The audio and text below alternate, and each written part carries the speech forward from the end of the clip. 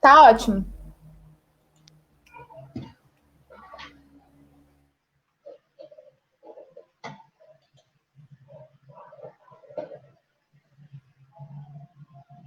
Prontinho, Jéssica. Acho que a Jéssica caiu, né? Ah, sim, tá congelado, acho que caiu. É, tirar ela aqui. Pessoal, a gente já vai iniciar a nossa live. Só um momentinho para a Jéssica retornar aqui, que ela caiu. Internet.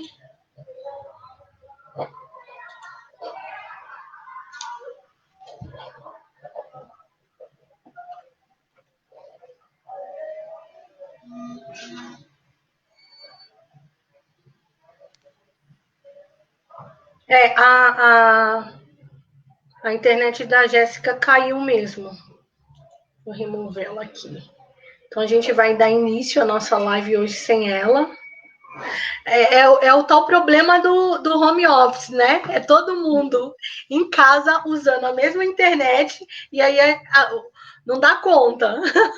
A gente vem em 3 semanas já com essa oscilação de internet. Mas tudo bem, vamos tocar aqui, né, Regiane? Vamos tocar. Pessoal, boa tarde.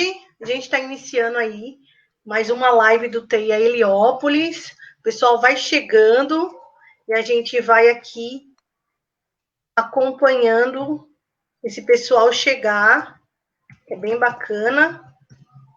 Para iniciar, eu já vou colocar aqui os recadinhos da ADESAMPA, que é muito importante para o empreendedor que quer tirar suas dúvidas, que é MEI, que está aí querendo fazer a sua regularização, né?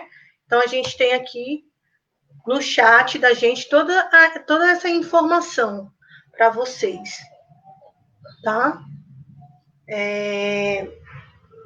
E a gente vai iniciar aqui. Eu sou Renata Barcelos, eu sou gestora do TEIA Heliópolis, eu sou empreendedora social, e aí a gente está nesse desafio do TEIA, né? Para quem não conhece o TEIA são espaços de coworking, né? São espaços de trabalho compartilhado. Então, a gente tem uma rede desses espaços na cidade de São Paulo, né? Estamos com 10 unidades, e esse espaço de trabalho tem uma infraestrutura bem bacana para receber aí esses empreendedores, né? Então, se você for lá no site da ADESAMPA, você vai encontrar aí onde tem um TEIA próximo da sua casa, né? É uma iniciativa da Prefeitura de São Paulo com parceria da Agência São Paulo de Desenvolvimento, né? E a gestão do TEIA Heliópolis, ela é feita pela Empreendiaí. A Empreendiaí é uma escola de negócio da periferia para a periferia, né? Que traz uma capacitação para empreendedores de territórios populares, comunidades, favela. Tem uma metodologia própria, né? A fim de que esses empreendedores possam criar os seus negócios e ter autonomia financeira, né? Então, você vai também encontrar toda a informação do Empreendiaí nas páginas de Instagram, Facebook, né, no site do próprio Empreendiaí para acompanhar toda essa programação aí, né? Só que nesse momento de pandemia, né, nós já víamos com esse formato online.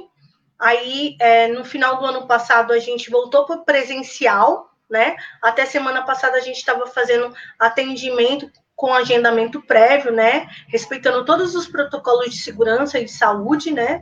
Só que como a gente voltou para a fase vermelha, agora a gente voltou aí com as atividades da Rede Teia 100% online, né? Então, você vai encontrar essa programação aí de segunda a sexta e sábados. Amanhã também tem programação do TEIA Butantã com uma feira imperdível aí, muito bacana. É só ligar nós aí no Facebook da ADESAMPA. E hoje o nosso encontro é com a Regiane Vieira, que está aqui com a gente. Boa tarde, Regiane. Boa tarde, gente. Regiane é economista e fundadora da Reconomizar, né? Vou falar um pouquinho do currículo para a Regiane, para vocês verem como que esse encontro hoje vai ser bacana, né? Regiane é graduada em Ciências Econômicas pela Universidade Mackenzie, é mestre em Economia pela PUC, é professora de Economia, né? Desde 2003, já tem um tempo aí lecionando, né? É pesquisadora nas áreas de desigualdade socioeconômica, microfinanças, renda básica e planejamento financeiro. E é fundadora da Reconomizar, que é uma consultoria financeira em planejamento financeiro para pessoas físicas e jurídicas, com foco na reestruturação do planejamento financeiro. Jeane, diante desse currículo, gostaríamos que pudesse mostrar aqui para nós, nesse encontro de hoje, nessa live, esses caminhos alternativos para esse cenário de incertezas aí decorrente da pandemia. Sim, claro. Bom, boa Então, tarde para todos, né? Pode falar, Rê, desculpa te interromper. não, nesse primeiro momento eu gostaria que você endossasse seu currículo e se apresentasse aqui. Tá bom. Boa tarde, gente. Eu quero agradecer pela oportunidade. Para mim é uma honra estar aqui. Eu acho que uma das coisas que é obrigação de quem tem um currículo, como se, né, enfim, que a gente divida esse conhecimento com quem realmente está na ponta, né? Eu sou também periférica, nasci e cresci ali na região de Itaquera. Meus pais moram na Coab 1, onde eu fiz gente, né? Então, sei muito bem o que é que a gente passa, enfim, a gente sabe como é que é crescer dentro da periferia, quais são as questões que nos pegam e como é difícil da gente romper o ciclo de vulnerabilidade mesmo e de pobreza, né? Eu, como você disse, sou professora universitária, leciono aí há bastante tempo, amo lecionar, gosto muito, tenho uma experiência grande também em mercado financeiro, onde trabalhei por mais de 20 anos, né, em diversas funções, enfim. E faço hoje o que eu realmente gosto de fazer. Eu trabalho na Reconomizar, que é uma empresa de consultoria. O nosso foco, muito mais do que trabalhar com reestruturação financeira, é trabalhar com reestruturação de sonhos, né? Na Reconomizar, a gente trabalha com amor, é isso que eu costumo dizer. A gente faz amor, a gente trabalha com amor, né? Isso porque o foco da Reconomizar, quando eu comecei a economizar, eu comecei atendendo mulheres, basicamente mulheres. Comecei quase de maneira informal, inclusive, porque já sempre trabalhei com economia, sendo economista, dando aula no mercado financeiro. Dentro do mercado financeiro, eu já prestava serviços de consultoria aí para clientes de alta renda nos bancos, né? E quando eu comecei a fazer consultoria privada, né, iniciei o meu trabalho com mulheres, foram mulheres que estavam em situação de recomeço de vida, né? Mulheres que tinham se divorciado, mulheres que tinham passado por processos traumáticos na vida, que tinham saído de relacionamentos abusivos, que tinham tido contato com violência. Enfim, eram pessoas que tinham o objetivo de reestruturar a sua vida e partindo de uma situação de divórcio, se viram completamente à parte das questões financeiras, né? E aí perceberam que realmente as decisões financeiras não ficavam na mão dessas pessoas e elas estavam, assim, realmente perdidas. Então, o processo de consultoria financeira, ele não é apenas o fazer contas no sentido de gastar menos do que você ganha. Isso também, claro, mas é principalmente da gente tomar as rédeas da nossa vida, saber o que a gente quer fazer da nossa vida, traçar planos e voltar a sonhar. Quando a pessoa, a Reconomizar, aliás, ela chama Reconomizar a economia do recomeço, por isso reconomizar, né?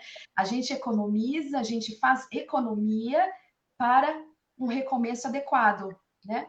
E esse recomeço, ele tem que trazer de volta a nossa capacidade de sonhar mesmo. Quando a gente passa por processos traumáticos, por processos de reestruturação, por uma pandemia, inclusive, a gente deixa de sonhar porque a gente é muito maltratado mesmo pela vida, pelas condições que nos são impostas pela sociedade machista, racista, classista, né? E tudo isso nos faz perder a capacidade de sonhar. Então, a gente simplesmente trabalha para pagar contas, eventualmente a gente não consegue pagar essas contas porque a gente se desorganiza, a gente acaba perdendo a paz financeira, acaba perdendo saúde mental nesse processo e deixa de sonhar.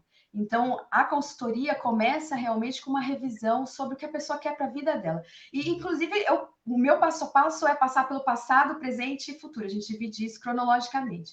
Passado é o que eu queria para minha vida e não tive, quais eram os sonhos que eu deixei guardados e deixei passar. o que me aconteceu, o que me trouxe até aqui, e inclusive depois a gente chega no presente, no até aqui, como é que eu estou hoje, qual é a minha situação. A gente passa não só pela questão financeira, porque a gente fala, claro, né, das contas, das despesas, tudo isso, a gente faz toda uma revisão de orçamentos, de fluxo de caixa, no caso de pessoas jurídicas, né, de realinhamento de custos, mas principalmente aquela questão do sonho. Quando eu comecei a empreender, qual era o sonho que eu tinha com essa empresa? Onde eu estou hoje? Eu estou distante? Não estou? E aí a gente parte para o futuro, que é realmente o planejamento. Né? Como é que a gente consegue chegar naqueles sonhos que a gente planejou e acabou deixando pelo meio do caminho diante das dificuldades que nos são impostas todo dia. Acho que é isso, né? É bastante coisa, né? E como você já entrou na proposta aqui da Reconomizar, para quem empreende, nem sempre é essa lógica, né? De ter esse momento de revisar essa estrutura dessa empresa, né? A gente é muito de uma cultura que a gente vai fazendo as coisas a toque de caixa, né? Não tem esse momento de planejar e nem voltar, olhar o que de fato deu certo e o que não deu certo, né? Então, de fato, a proposta aí da Reconomizar em ofertar essa consultoria, né? Saber que tem um passo a passo que vai ajudar, né? Não é uma fórmula mágica, mas é um passo a passo que vai ajudar nessa estruturação para que, de fato, esses empreendedores possam aí alavancar o seu negócio, né? Que muitas vezes a gente sabe que esse negócio não tem um investimento bacana, né? Trabalha na lógica de fazer de dia para comer à noite, né? Então é bacana da gente estar possibilitando aqui esse encontro com você, né? Sendo aí uma economista e traz essa bagagem, e daí traz uma bagagem também acadêmica, né? Porque isso também para a gente é distante, né? Se a gente pensar os territórios periféricos, se a gente pensar em o empreendedorismo diante desses territórios periféricos, a academia também está muito longe da gente, né? Então, não é só uma questão do próprio mercado, uma questão também de estudo, que está bem distante. E aí a gente está aí nesse caminho trazendo essas possibilidades desses empreendedores ouvir e saber que existe, né, esses caminhos, né, que pode de alguma maneira ajudá-los, né? Eu acho que você colocou uma coisa que é bastante importante, que a academia não deve jamais se distanciar de quem realmente é o objetivo da economia, né? Eu sempre começo as aulas para os meus calouros, né, para alunos que estão ali no primeiro semestre de economia, dizendo que a economia, ela não é algo distante da vida da gente. A economia sou eu, você, os empreendedores comprando pão que está mais caro porque o dólar subiu, diminuindo o tempo de transporte público porque está mais caro, diminuindo a quantidade de carne que a gente come porque está mais caro também. Ou seja, a economia é a vida das pessoas, nós vivemos economia. E a gente sabe que existe todo uma força, vamos dizer assim, que nos faz acreditar que a economia é algo distante do nosso dia a dia, que a gente sequer conhece isso. A gente conhece sim. Nós pagamos contas, nós trabalhamos, a gente vende a nossa força de trabalho, então nós somos agentes econômicos, a gente está dentro do sistema econômico. E tomar posse desse conhecimento nos ajuda, inclusive, a ter mais liberdade na tomada de decisões. Então, isso é extremamente importante, em especial para empreendedores, né? Que a gente consegue planejar direitinho o nosso negócio, ganhar melhor, diminuir custos e, com isso, melhorar a produtividade e a qualidade de vida. A economia, o objetivo da economia é melhorar a vida das pessoas. Não é mercado financeiro, não é mercado imobiliário, não é nenhum desses mercados, senão a vida das pessoas. Os mercados são participantes da economia, assim como nós, enquanto pessoas físicas, enquanto agentes, enquanto famílias, fazemos parte desse mercado. Sem nós não tem economia, né? Então a economia também é nossa, nós somos economia, a gente tem que se apossar desse conhecimento. Bacana, bacana. Dá boa tarde para o pessoal que está chegando aqui, nos acompanhando, JF Santos, Cris Oliver, Manu é do Teia Taipas, Pamela Souza, que é do Teia Butantã, a Ecocultural, o Portal da Cidade, a Ana Rita Dias. Pessoal, boa tarde. Vamos deixar aqui o nosso recadinho para vocês, para compartilhar a nossa live. É importante esse compartilhamento aí para a gente chegar a mais pessoas, né, com esse encontro de hoje, né? E aí acompanhar hoje aí essa potência aí da Regiane. Eu tinha uma pergunta, mas eu vou deixar ela mais para o final. Agora eu queria saber qual é o seu olhar do empreendedorismo, né? O Brasil é um país que cultiva a cultura empreendedora, no olhar de uma economista? Eu acho que a gente tem que retomar historicamente algumas coisas em relação ao empreendedorismo. Eu acho que o empreendedorismo ele é uma alternativa, uma saída que foi para, principalmente quando a gente fala do povo preto periférico, a gente está falando que historicamente nós temos essa tecnologia de atuação no mercado, né? Então, desde das mulheres, na época ainda de escravizadas, que saíam nas ruas das grandes cidades, Rio, São Paulo, para vender quitutes, ou seja, o empreendedorismo é algo que é uma tecnologia que sempre foi nossa, né? Mas acho que é importante que a gente tire um pouco do romantismo no sentido de que o empreendedorismo, principalmente o periférico, ele é uma alternativa de sobrevivência mesmo, né? O mercado de trabalho brasileiro, ele é absolutamente marcado pela alta informalidade. Essa alta informalidade coloca principalmente as pessoas pretas, periféricas, nordestinas, numa situação de encontrarem somente empregos de baixa qualidade no mercado de trabalho. Quando a gente fala baixa qualidade, a gente está falando de baixa remuneração, de baixa proteção social.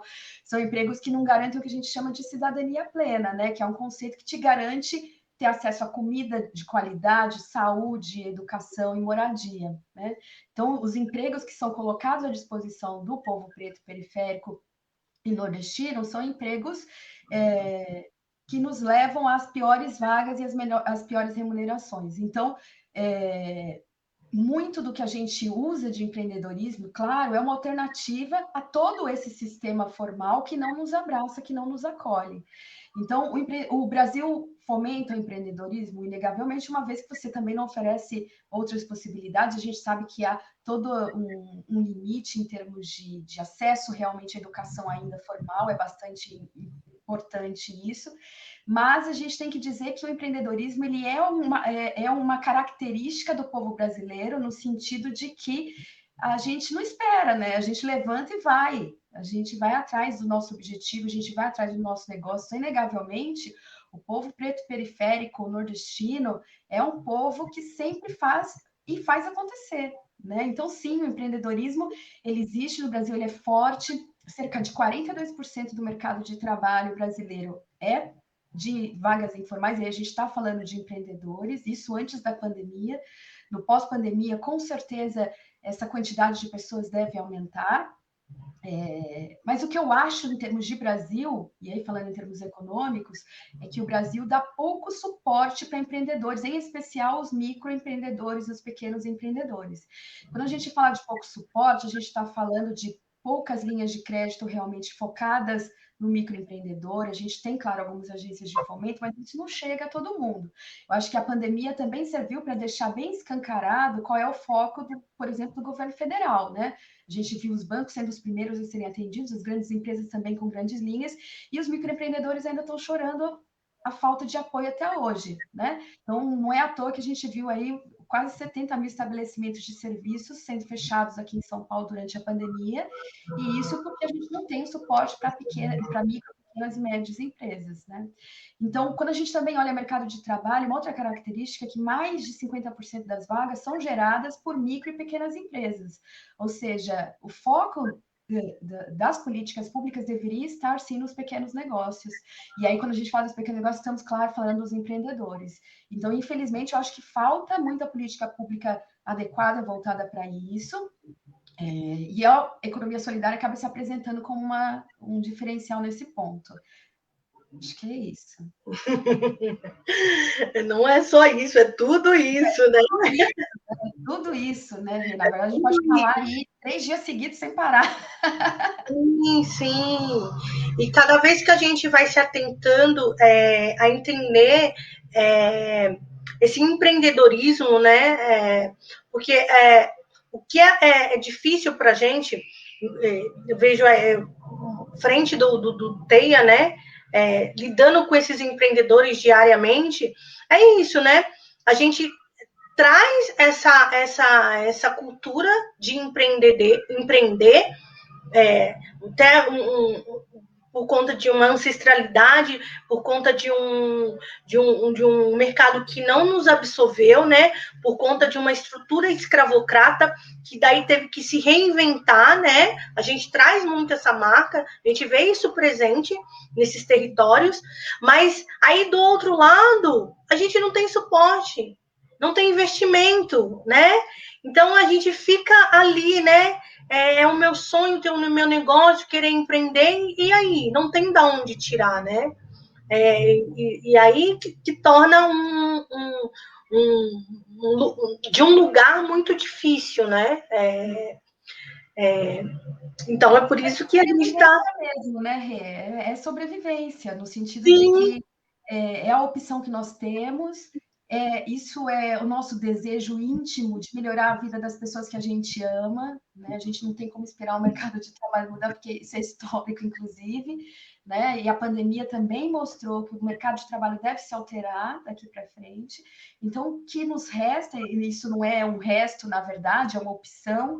E aí, quando a gente toma posse de novo desse conhecimento e das ferramentas que nos são postas à disposição e do uso do espaço TEIA, por exemplo, a gente melhora o nosso negócio, melhora a nossa possibilidade de mobilidade social, de ascensão de vida mesmo, de melhorar a qualidade de vida das pessoas que a gente ama. O empreendedorismo é isso, né? Para mim é isso.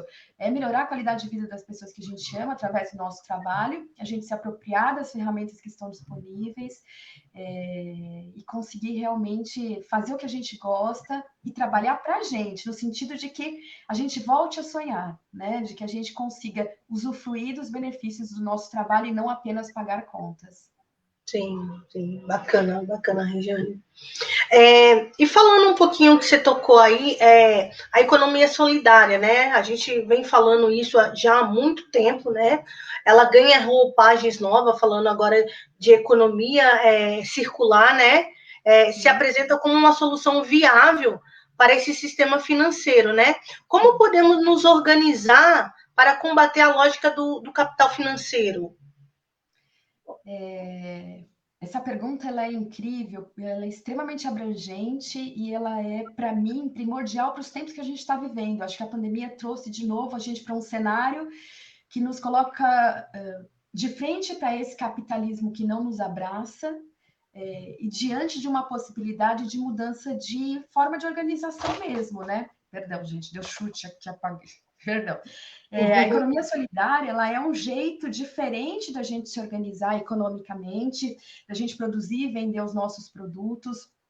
Ela é uma maneira de crescer com atenção ao meu local, com atenção à minha comunidade, com atenção a quem está no mesmo barco que eu, né? Então, muito mais do que fortalecer grandes empresas, eu vou fortalecer quem corre comigo, né? Então, dentro da economia solidária, a gente tem uma série de organizações possíveis, né? Desde o empreendedorismo individual até a organização em cooperativas desses empreendedores, por exemplo, com o objetivo de realmente fazer com que a gente consiga, com que esses ganhos fiquem dentro das comunidades e que as comunidades consigam crescer a partir dos seus próprios frutos, né? No sentido de ficar menos dependente de recursos externos, dado que a gente já viu que falta muito apoio para microempreendedores. Então, a economia solidária ela é uma forma de se organizar, um jeito diferente de vivenciar a economia,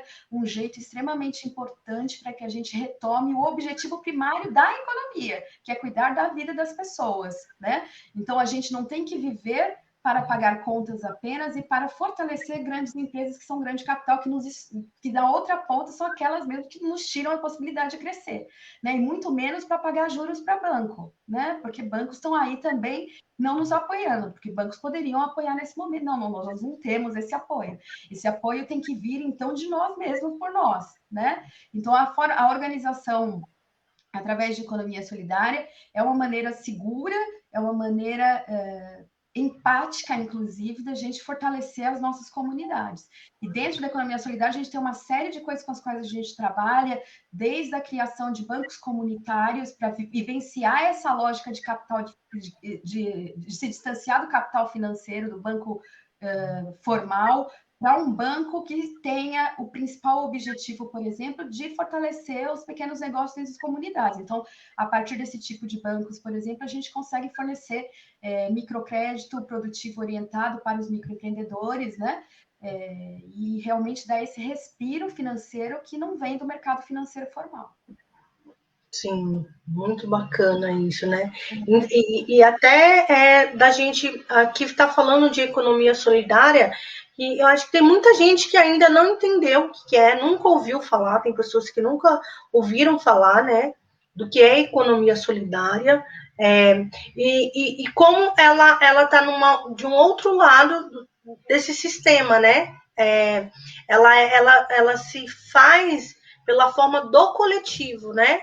Eu ganho, mas o outro está ganhando, né? Não é isso, você ganha e o outro perde. Não é essa lógica, um ganha e o outro perde, né? A economia solidária é isso, eu ganho, você ganha, né? Eu ganho, você ganha, a nossa comunidade ganha. Quando a comunidade ganha, a gente ganha paz de espírito, no sentido de que as aflições que ficam na nossa comunidade, por exemplo, nas periferias hoje, durante a pandemia, por exemplo, a gente viu o aumento de violência policial dentro das periferias, a gente conseguiu ver, apesar do número de crimes ter diminuído, a gente viu um aumento de violência doméstica dentro das periferias. Tudo isso são aflições coletivas e que também, através de economia solidária, a gente consegue melhorar a vulnerabilidade das pessoas. Então, se a gente está dentro de uma comunidade, essa comunidade está fortalecida pela circularidade do consumo, da gente ter esse consumo dentro da comunidade, a gente vai ter menos exposição à violência, teoricamente, né? A ideia é que a gente, através da solidariedade, consiga cuidar não só de nós mesmos, mas da nossa família e das famílias que estão no entorno, né? É uma maneira de você voltar as forças produtivas para quem realmente produz, que somos nós. Nós é que somos a força produtiva. A gente é que leva o país realmente adiante. Então, essa forma de ganhar, o microempreendedor, ao ganhar e compartilhar isso com o resto da sua comunidade, a sua comunidade com ele, né? Então, ao invés de eu fazer negócio com alguém de fora da minha comunidade, vou dar prioridade para alguém de dentro da minha comunidade, claro, né? E isso faz com que a gente consiga girar o dinheiro dentro da comunidade e a gente fortalece os nossos. O ganho para a comunidade é muito maior do que quando a gente faz negócios apenas externamente, né? Fora que a gente está lidando com pessoas que sabem exatamente pelo o que a gente passou, pelo que a gente passa, né? Então, aqui a gente está falando de compartilhar negócios, mas também de compartilhar realidades, de compartilhar sonhos, e no final é de se sentir acolhido por um sistema econômico que funciona para a comunidade, né? E isso, inclusive, é bem local, né? A gente consegue fazer coisas bem locais. Então, dá para fazer, por exemplo, aí dentro de Heliópolis, porque a realidade de Heliópolis é diferente da realidade da Vila Prudente, que é diferente da realidade de Paraisópolis. É claro que a gente, dentro das periferias, tem muita afinidade, com certeza absoluta, a gente tem situações que são comuns, mas tem coisas que a gente consegue adaptar para as particularidades de cada comunidade. A economia solidária é isso, né? De você, inclusive, ter um olhar muito mais próximo da sua localidade, olhar para a pessoa como um ser humano, humanizar realmente as pessoas, né? O sistema tende a nos desumanizar, o racismo tende a nos desumanizar o tempo inteiro, e a gente, através da economia solidária, volta esse olhar para o ser humano, né? Para as necessidades do ser humano, e aí, então, desse fortalecimento social. Sim, sim. É uma via de mão dupla, né? Porque além de você estar consumindo, você também está valorizando aquele pequeno produtor, né? Porque esse pequeno produtor está produzindo de uma lógica também diferente, né? De uma lógica mais afetiva, mais próxima, né? Então, a gente consegue aí mexer nessa cadeia, né? Isso que é bacana, assim, essa possibilidade, né? Já faz um tempo que eu já venho tentando sempre não só consumir, mas impulsionar esse consumo no meu território, né? Se tem ali a Dona Maria que está fazendo aquele bolo, a gente sabe que é gostoso, né? Então dá oportunidade para a Dona Maria do que aquela padaria mais chique, né? Então é isso, né? Uma festa de aniversário. Hoje a gente sabe que as festas estão dentro de casa, estão proibidas, mas você sabe que ela faz um bolo top, né? Vamos investir ali. Fortalecer a Dona Maria, claro, porque a Dona Maria não tem acesso ao sistema formal, a Dona Maria está sem auxílio emergencial, a Dona Maria é nossa vizinha, se um dia a gente precisar ser socorrido que seja, é o vizinho que socorre, e se ela precisar também, somos nós que a socorremos, ou seja, eu vou dar preferência para quem está do meu lado, claro, e assim a Dona Maria não vai passar fome, e eu também não, porque se eu vender um produto que ela precisa, ela vai dar preferência para o meu. É um acordo social de coletividade. Sim, sim. A gente tem um comentário aqui da Rosângela Reis, que ela escreveu assim: eu tenho trabalho e comecei a fazer umas bonecas pretas. Sei fazer ovo de Páscoa, cestas e mais sem ajuda. Estou pensando em como prosseguir, eu acredito, sem fundos. No meu trabalho, eu estava vendendo de manhã para comer à noite. E você não tem apoio, né? Não tem apoio de ninguém. Essa percepção que a gente tem o tempo todo, né? Aqui no comentário da Rosângela, né? E aí, um fato também que a gente traz, que é o recorte de gênero e raça dentro desses territórios. E como isso, com a pandemia, fez escancarar, assim, né? Porque Heliópolis, a maioria das famílias são constituídas por mães solos, né? E na sua grande maioria, mulheres negras, né? E quer dizer, é as que têm menos recurso, né? Se a gente pensar na pirâmide, é as que estão lá embaixo, né? E aí a gente percebe nesse feedback aqui da Rosângela, isso, né? Essa forma de se virar nos 30 em milhões de atividades, né? Então, eu acho que assim, as mulheres pretas já estavam historicamente numa situação de maior vulnerabilidade. É isso que você falou, quando a gente olha a pirâmide do mercado de trabalho, a pirâmide de vulnerabilidade, a pirâmide de violências, estamos ali, somos nós, somos as mulheres pretas que estão, né? Quando a gente olha quem são as pessoas que recebem a menor renda, somos nós, que recebemos 30% do que ganha um homem branco, né? E quando o IBGE fez um estudo com recorte de raça e renda, saiu agora na semana passada, que comprova que foram as mulheres pretas com filhos as que mais sofreram durante a pandemia, com desemprego, o maior nível de desemprego está entre as mulheres pretas com filhos. E isso não é por acaso, né? Porque as mulheres pretas são aquelas que, no geral, são chefes de família. Quando a gente olha as mulheres chefes de família no Brasil, 70% são pretas, né? Quando a gente olha dentro das comunidades, é isso, é no mínimo 70 ou mais que são mulheres pretas chefes de família.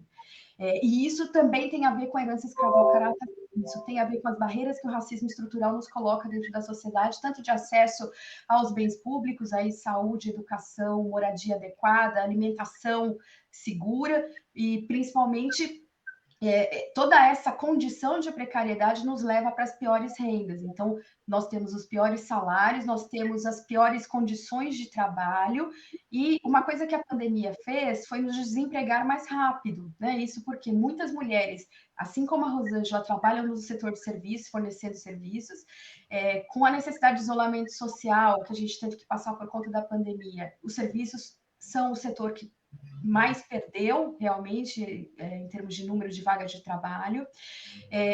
Outra coisa que a gente observou também é que as mulheres com filhos, dado que ela tem que cuidar sozinha dos filhos, no geral, ela é chefe de família mesmo, ela não tem um companheiro com quem contar, e muitas vezes não tem uma rede de apoio familiar, não pode contar com a mãe ou com irmãos, enfim, para dividir esse cuidado com a família, com as crianças, elas também têm menos tempo em horas de trabalho disponível para se dedicar a trabalhos. Então, acaba se dedicando a trabalhos que possam ser realizados dentro de casa, porque aí permite o trabalho junto com o cuidado da família, mas também isso traz na outra ponta essa situação que a Rosângela está vivendo, infelizmente, que é a sensação de não ter apoio nenhum, que é a sensação de não ter recursos nenhum,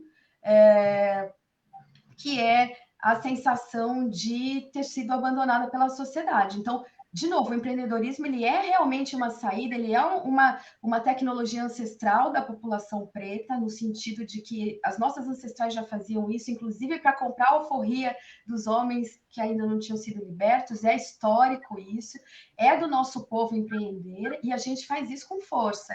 Então, a maneira da gente se fortalecer, de não deixar uma mãe como a Rosângela sozinha, é que a gente, enquanto comunidade, consuma da Rosângela. Né? Então, por que eu vou comprar ovo de Páscoa da Lacta ou de outras empresas, da Nestlé? Eu vou comprar da Rosângela. A Rosângela sabe fazer, a Rosângela vai fazer do jeito que eu escolher e a gente vai fortalecer a família dela. É isso, né?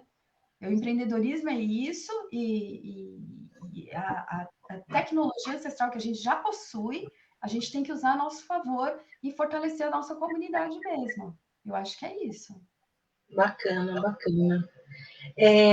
Dentro dessa lógica que você está nos colocando, como empreendedoras e empreendedores da periferia pode reestruturar os seus negócios com planejamento financeiro diante do cenário de incertezas em decorrência da pandemia? Porque quando eu estava fazendo esse roteiro, a lógica nossa é fique em casa, né? Mas que segurança é essa de ficar em casa, né? Porque a gente está falando de um lugar que a pessoa fica em casa e não tem trabalho, né? Sim. Aí posiciona isso para a gente. A gente vive, assim, dentro das periferias, a gente vive realmente um dilema que é absurdamente cruel, né? Que é o de tentar sair para ganhar o pão de cada dia, porque o que a gente quer é ver nossos filhos, ver nossa família se alimentando adequadamente, né? E também a gente quer se proteger, ninguém quer ficar doente, correr o risco de pegar a doença, de acabar dentro de um hospital superlotado, sem atendimento, deixar os filhos órfãos, ninguém quer isso, né? A gente gostaria de ter a possibilidade de realmente ficar dentro de casa e de, com isso, proteger a nossa família. A gente entende que, em alguns casos, infelizmente, isso não é possível, dado que a gente não tem políticas públicas que são adequadas para isso. Veja que o auxílio emergencial, que é de R$ 600, foi depois reduzido para 300, e o que foi aprovado agora nessa madrugada, nos últimos 2 dias, aí não vai pagar sequer um botijão de gás e 1/3 de cesta básica, ou seja, não paga nada, né? Então, a gente está realmente numa situação bastante crítica. O que eu vejo é o seguinte: para quem é empreendedor e tem o seu negócio hoje, tem algumas situações que a gente deve tentar melhorar. Então, por exemplo, a gente tem que tentar adaptar o nosso negócio para vendas online, né? E aí a gente também está falando de recursos, então ainda bem que tem o espaço TEIA, né? Então, da gente fortalecer a nossa atuação nisso, porque eventualmente em casa a gente sabe que a internet oscila, que a gente não tem um computador legal, ou que a gente tem apenas um celular que funciona. Então, eu acho que o primeiro ponto que a gente tem que ter atenção é tentar fazer o que a gente chama de transformar o produto num infoproduto, num produto online. Então, por exemplo, se eu sou uma costureira, claro que eu costuro presencialmente, né? Eu preciso das coisas dentro da minha casa, mas eventualmente a gente consegue fazer algumas coisas que podem ser vendidas online. Uma coisa, por exemplo, seria criar tutoriais para economia criativa, para costura criativa, por exemplo, como se faz uma bolsa. E aí você monta um tutorial, faz um vídeo, monta um e-book, né? Aí pode contar com o espaço TEIA para fazer para dar esse tipo de suporte. E aí você coloca, por exemplo, os tutoriais à venda na internet.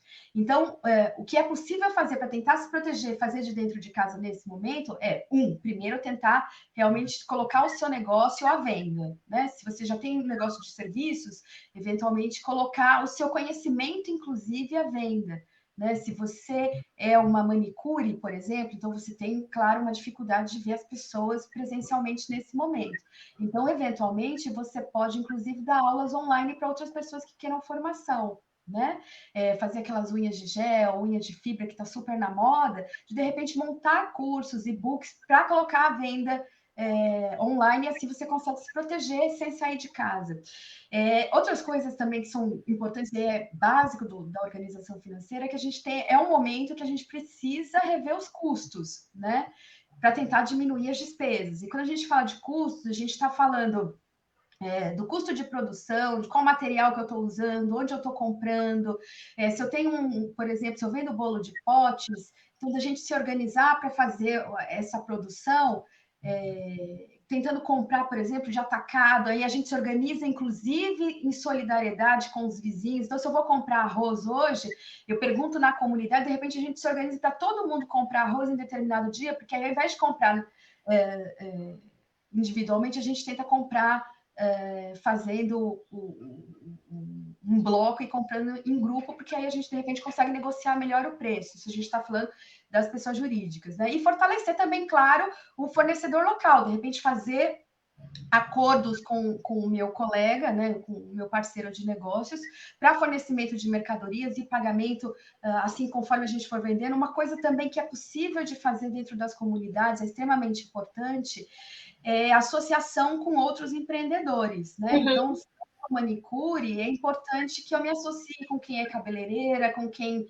faz implantação de cílios, com quem é esteticista.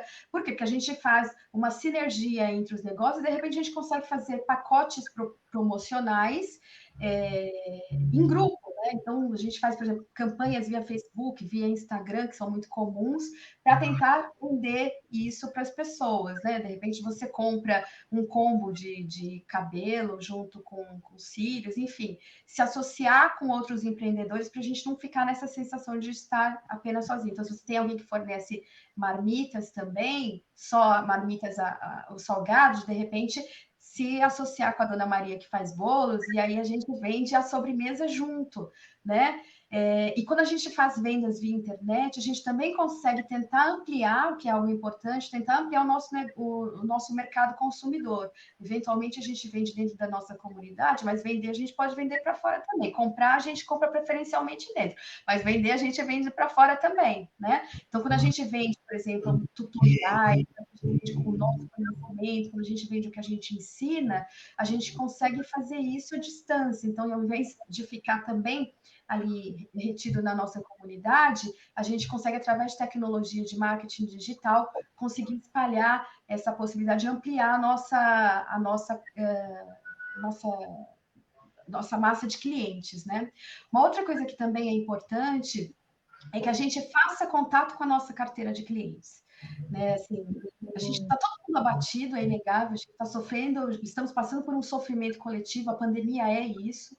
São muitas aflições, são aflições de ver as pessoas adoecendo, são aflições de ver as pessoas partindo, são aflições de ver o desemprego, são aflições de não ter garantia da comida que vai vir no dia, se vai vir no dia seguinte ou não, a aflição de não saber quando vai ter vacina, a gente tem a aflição de não saber quando a gente vai retomar as nossas atividades adequadamente, quando a gente vai receber suporte do setor público como a gente deveria estar recebendo, que está garantido na Constituição de 88, cidadania plena, e a gente não consegue exercer, né? Então, são tantas aflições, fora as questões de violência mesmo, né? Se a gente manter vivo, seja para não sofrer por pandemia, por não sofrer por violência, por não sofrer pela falta de emprego. Então, para essas aflições todas, uma coisa que a gente tem que ter atenção é o quanto a gente tem que realmente olhar para os nossos, tentar se fortalecer enquanto comunidade, tentar realmente ampliar as nossas quantidades de vendas, né? E aí se fortalecendo localmente para que a gente consiga, enquanto sociedade, enquanto comunidade, enquanto território, chegarmos inteiros até o final dessa pandemia, né? Olha, bacana, Regiane. A Casa do Caixote falou aqui, ó, esplêndido, porque talvez essas dicas que você trouxe, sabe, esses caminhos, essas alternativas, a gente consiga dar luz aí para uma situação que pode chegar ao fim, né? A pessoa tem talento, né? Tem disposição, mas não consegue ali sozinha olhar uma saída, uma solução. Não, diante dessas aflições, né, Renata, é difícil da gente conseguir ter boas ideias, inclusive. Sim. A gente está vivendo um luto coletivo, um sofrimento coletivo diante dessas coisas todas. Então, conseguir se organizar, ter novas ideias, conseguir ter aquele ar fresco que nos traz boas ideias, que nos traz o ânimo, é importante. Nós somos empreendedores, a gente é responsável pela nossa família, pela nossa casa, a gente não tem suporte do setor público como a gente deveria, mas a gente tem algumas coisas, algumas ferramentas à nossa disposição, como o Espaço Teia, por exemplo, que neste momento, com certeza absoluta, é uma ferramenta. Então, se eu tenho um tutorial para gravar, se eu tenho um vídeo para fazer, vamos usar o Espaço do Teia, que é o espaço mais organizado, de repente vai ficar um vídeo legal, posso contar com o apoio de quem está lá, ou seja, vamos usar as ferramentas que estão disponíveis, que nos foram colocadas, para que a gente consiga melhorar essa situação e chegarmos vivos até o dia que a gente vai ter vacina, né? Exatamente, exatamente. E dentro do que você está falando, a gente traz um dado bem importante aqui, não sei se o Reginaldo está nos assistindo, que é do Observatório de Olho na Quebrada aqui de Heliópolis, né? Então, o Observatório realizou uma pesquisa, né, sobre os efeitos da pandemia aqui em Heliópolis, né? Daí traz essa característica de dados aqui, ó. Cerca de 86% dos entrevistados relataram ter apresentado sinais de depressão, né? Além disso, 90% disseram que não estava desfrutando de atividades normais, né? Então, esses dados têm a ver com impactos econômicos da pandemia, né? Sim, com certeza absoluta, né? Como eu disse, a gente está vivendo uma situação de luto coletivo, então esse impacto na saúde mental das pessoas, infelizmente, é o que a gente espera mesmo, né? No sentido de que é a tristeza materializada, né? Quando a gente fala da questão econômica, a falta de organização, a falta de acessos que a gente está tendo nesse período, ela nos coloca nessa situação de depressão. Enfim, quando a gente não consegue se organizar financeiramente, quando a gente não consegue gerir o nosso negócio, quando a gente não consegue garantir o pão na mesa, a gente não tem saúde mental. Né? Então, tratar das questões financeiras, elas também nos ajudam a ter paz de espírito. Garantir que a minha família não vai ter dificuldades para se alimentar, para se vestir, para viver decentemente, me traz com certeza absoluta paz, né? Ou seja, a organização financeira, o principal objetivo da organização financeira, que é o que a gente trabalha na Reconomizar, é isso. Não é ganhar dinheiro meramente, é garantir segurança e cidadania plena. E isso nos traz paz de espírito, isso nos traz efetivamente saúde mental. E diante de todo esse cenário que a gente falou, é bastante difícil da gente pensar, microempreendedor principalmente, que é dono da empresa, que é ao mesmo tempo mãe, que é ao mesmo tempo uma mulher, que é uma pessoa, né? Que a gente por vezes desumaniza isso. A gente precisa ter esse autocuidado, a gente precisa se cuidar no sentido de que a gente tem que trabalhar não só para sobreviver, mas a gente tem que usufruir dos benefícios do nosso trabalho, dos frutos do nosso trabalho. E usufruir dos frutos do nosso trabalho é voltar a sonhar, inclusive, quando a gente fala disso, a gente não está falando de comprar uma Ferrari, coisas desse tipo. A gente está falando de coisas efetivamente pequenas que nos fariam muito bem. Por exemplo, quero levar meus filhos para uma viagem no litoral quando for possível. Tem muita gente que não vê o mar há anos, por exemplo, e gosta. Né? Tem gente que tem parentes em outros estados, na Bahia, em Minas, e não vê há anos. Então, são pequenas coisas, inclusive, são sonhos que a gente vai deixando e que a gente tem jeito de se organizar financeiramente para que isso aconteça, né? E cuidar da saúde mental é importante, ou seja, quando a gente tem cobrança de coisas que estão em atraso, quando a gente não está conseguindo gerir o nosso negócio adequadamente, quando a gente não consegue sequer ter ideias adequadas para proteger o nosso negócio num cenário de pandemia como esse, a gente vai cada vez mais se adoecendo mentalmente e a gente acaba entrando num círculo mesmo de tristezas e de desânimo, que é algo que a gente não pode deixar se abater nesse momento, né? Nesse momento aqui, a gente tem que se fortalecer, cada um na sua fé, cada um na sua crença, e se fortalecer na sua força ancestral, né? Nós estamos aqui por resistência de outros, nós não vamos apagar isso, né? Nós não estamos sozinhos, mesmo quando estamos, a Rosângela não está sozinha, mesmo se sentindo assim, né? Então, nós temos amparo, sim, e que a gente consiga curar nossa alma no sentido de que isso é importante para que a gente consiga sair do fundo do poço, dar esse impulso extremamente necessário nesse momento para que a gente consiga repensar os nossos negócios, né? Rever as nossas estratégias e conseguir ter um pouco mais de sucesso nesse momento. Bacana, bacana, é isso mesmo, Regiane. Pessoal, quem está nos acompanhando, a gente está na segunda live desse mês, que é uma série que a gente está apresentando aqui, é o TI Heliópolis, que traz o nome Elas Empreendem, né? Então, a gente está tendo essa possibilidade de estar aqui hoje com a Regiane, falando de economia, né? Que é muito importante para a gente enquanto empreendedores, né? Nós já tivemos aqui a Josi do Acarajé, uma lanchonete aqui em Heliópolis, foi muito bacana. Quem quiser rever essa live é só entrar aqui e procurar aqui na página do Facebook da Adesampa, né? Então, esse mês a gente vai estar pontuando aí esse empreendedorismo feminino e esses desafios do empreendedorismo feminino, né? O que é muito importante a gente deixar claro. Mas o ser mulher, infelizmente, na nossa sociedade, é um ser em movimento, é um ser que luta diariamente para sobreviver de violências, assim, inimagináveis, né? Desde a violência física, a violência sexual, a violência psicológica, né?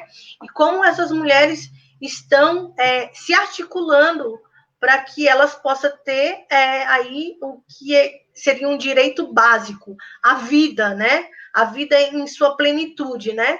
Então, a gente está trazendo essas possibilidades aqui para essas mulheres empreendedoras e para os empreendedores também, porque eu acho que é um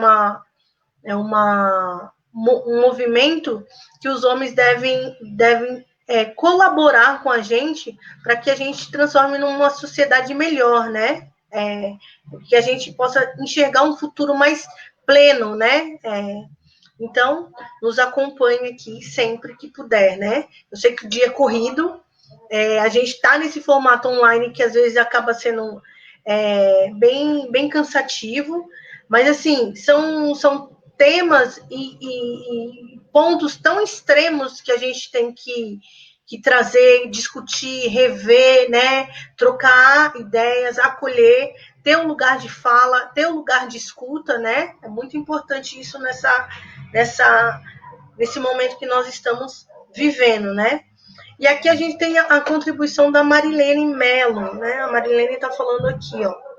Para quem faz unha e tatuagem, tem mulheres que não podem fazer unha porque não podem fazer a cutícula ou retiraram as mamas e querem fazer tatuagem. É um nicho de mercado maravilhoso.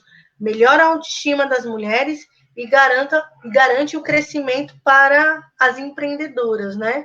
Eu acho que essa cultura empreendedora também olha muito isso, né? O mercado que eu vou atuar, tem mercado para todo mundo, né, Regiane? Sim, isso é importante, né? Da gente olhar as ferramentas, as possibilidades que a gente tem no mercado. Algo importante da gente ver também inclusive dentro da carteira de clientes que a gente já atende, eventualmente a gente, nesse contato com os nossos clientes, conseguir ver do que eles precisam, de repente a gente consegue até fornecer alguma coisa que a gente não fornece hoje, né? E se associar com outros empreendedores nos ajudam também a ter essa visão de mercado, essas possibilidades todas que se abrem aí, que eventualmente a gente não tinha pensado no início do nosso negócio, mas que estamos aptos a oferecer nesse momento. A adaptabilidade realmente é uma característica bastante importante do empreendedorismo e a gente tem que cultivar isso, é bastante importante isso, né? Outra coisa que também é importante para esse momento é que a gente consiga fazer contato com as nossas redes de sociais mesmo, com as redes de negócios, né? Que a gente consiga manter contato com outras pessoas porque isso nos ajuda a perceber quais são as demandas que estão em voga hoje, né? Ou seja, eu consigo perceber, de repente, numa conversa com um colega de outro território, ou até mesmo do meu território, algum nicho de mercado que a gente eventualmente não tivesse percebido antes. E, de repente, a gente consegue atender, né?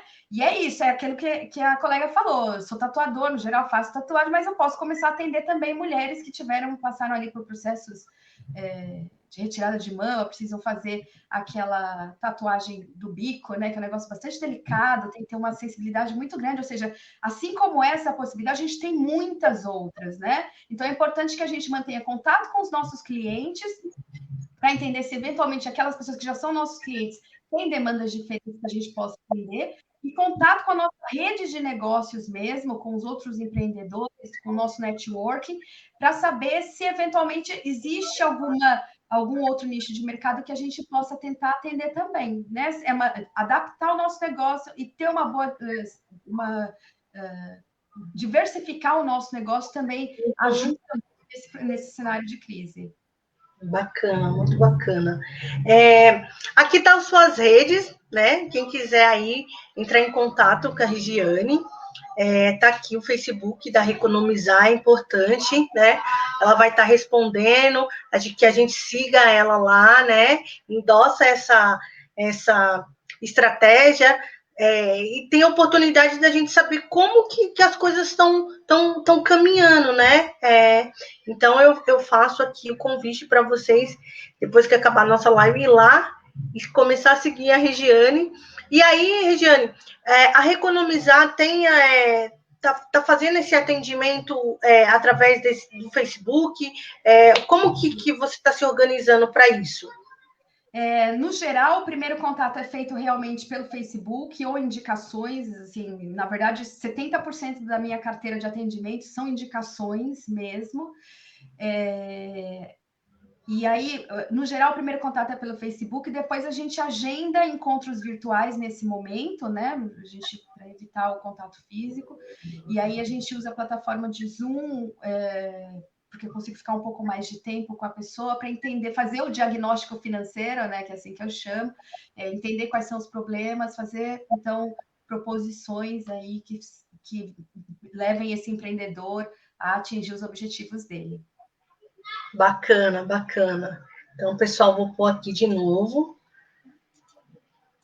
para vocês ir lá e começar a ter esse olhar, né? Buscar essas alternativas, saber que elas existem, né? Saber que tem mulheres fortes como a Regiane aí no mercado financeiro, né? Que é um mercado particularmente de uma maioria masculina, né? Masculina e branca. Né? E privilegiada, porque também tem a questão de classe ali, né? Então, é branca, masculina e privilegiada. Realmente, eu sou um pontinho ali, ó, fazendo resistência, assim como os nossos ancestrais são.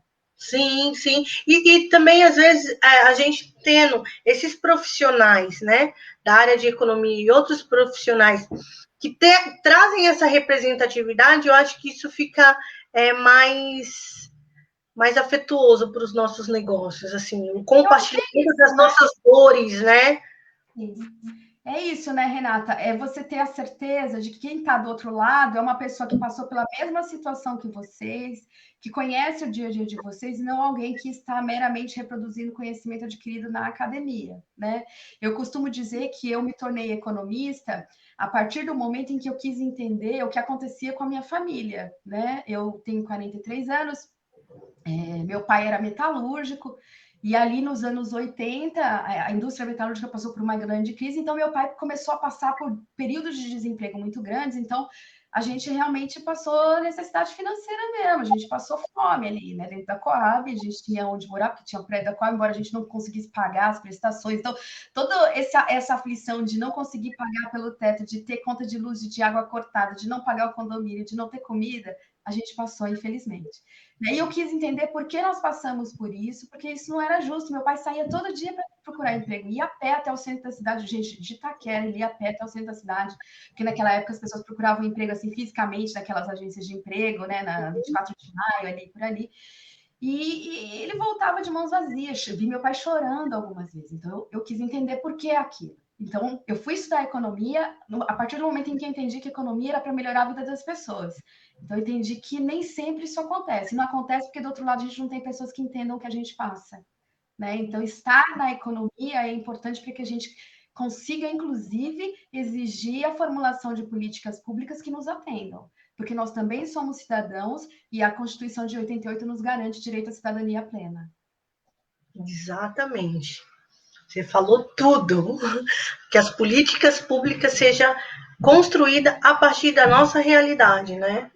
Não de quem já é privilegiado pelo esse sistema. Exatamente. Gente, é um tema foi muito importante, é muito importante, e o nosso horário também já esgotou, né? Voou, na verdade. Voou. Então, eu queria agradecer muito o pessoal que nos acompanhou aqui nessa tarde de sexta-feira. É muito importante a gente ter a participação de vocês, saber se esses temas propostos estão fazendo sentido no dia a dia de quem está empreendendo, de quem está buscando aí essa ideia de negócio, de quem está estruturando essa ideia de negócio, né? Se está realmente fazendo sentido, né? E a gente teve aqui vários feedbacks muito bacanas do pessoal que nos assistiu hoje, que nos acompanhou. Eu faço o convite para você estar aí buscando esse acompanhamento com a gente aí, semanalmente, né? Trazendo esses temas potentes e a gente trocando esse network, né? O network é essa troca. Hoje vocês tiveram a oportunidade aí de ouvir a Regiane, essa potência, essa mulher aí que está nesse campo que é muito bacana, falando de economia, falando da organização financeira, que nós precisamos nos organizar, não só financeiramente, mas nos organizar enquanto povo, né? Povo periférico. Só a partir dessa organização a gente consegue avançar. E aí a gente avança coletivamente. Regiane, eu gostaria que você falasse aí as suas palavras finais para a gente, que é a primeira oportunidade, não a única e nem a última, é só a primeira. E desde já agradecer, estou muito feliz da sua participação aqui com a gente, potencializando aí as nossas redes, tá bom? Muito obrigada mesmo. Olha, gente, eu queria agradecer pela oportunidade de estar aqui, de poder falar, falar para os meus, para os nossos. É realmente um privilégio enorme da gente conseguir compartilhar o conhecimento que a gente conseguiu, furando a bolha do racismo estrutural, e conseguir compartilhar isso com as pessoas que estão aqui, né? Que a gente consiga passar por esse período de crise mais fortalecidos, que a gente consiga se apoiar nesse momento e que a gente consiga se apropriar desse conhecimento que é primordial para que a gente consiga se estabelecer e se fortalecer enquanto povo, como você colocou, né? Então, agradeço muito a oportunidade, estou à disposição de vocês para o que precisar. Nós que agradecemos de ter o privilégio de ter você aqui com a gente hoje. Um beijão e até a próxima. Pessoal, até semana que vem, hein? Aqui, sexta-feira, 2h da tarde. E, Regiane, até a próxima oportunidade. Até a próxima, gente. Obrigada. Tchau, tchau.